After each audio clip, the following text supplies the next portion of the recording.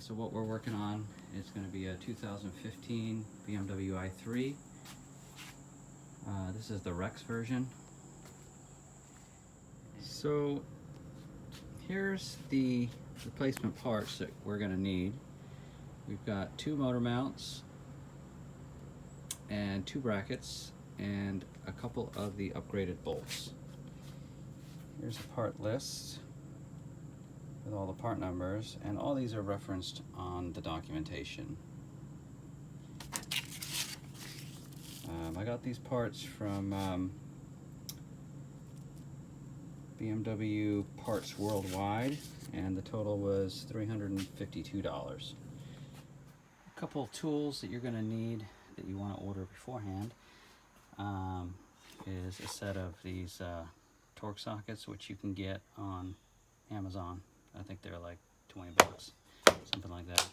And then this low profile socket set, which is what you're going to need to get the bolts out of that bracket on the driver's side with a 16mm.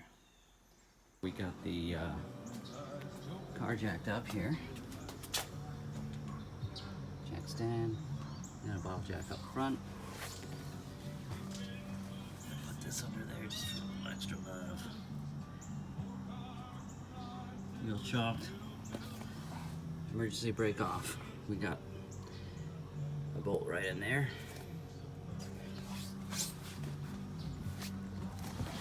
The second bolt up under there. You can see I got the socket on it.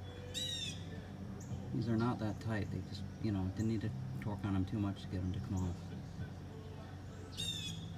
And next, I'm going to pull the motor mount out. Right here.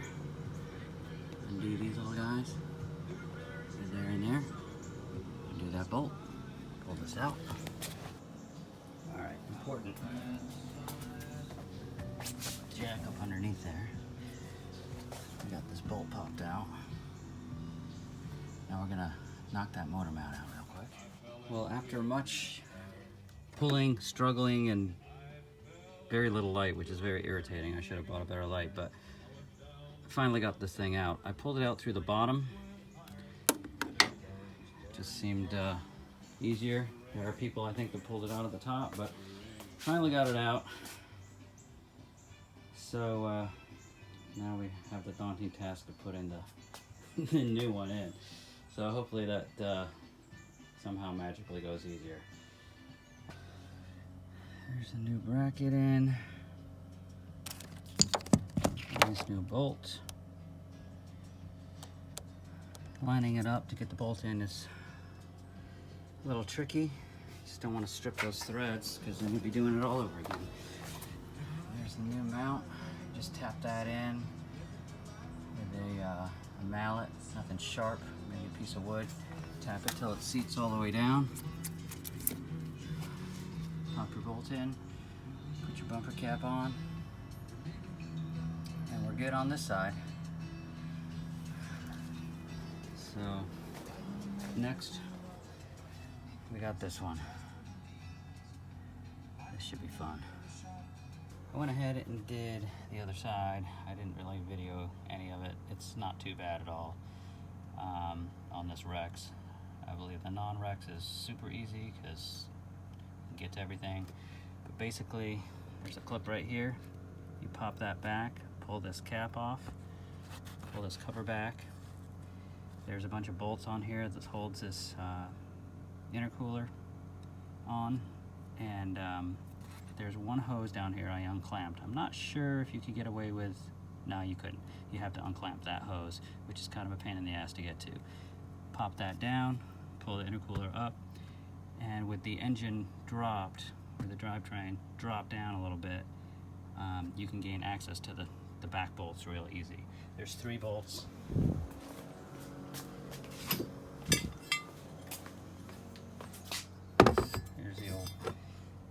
Here's the old bracket, but there's 3 bolts, 2 up front, 1 in the rear.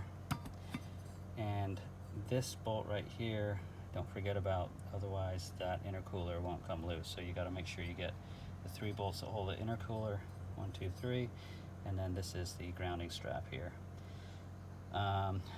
Just a note, these new brackets, when you order from the dealership, do not come threaded, so get yourself a metric threader on Amazon.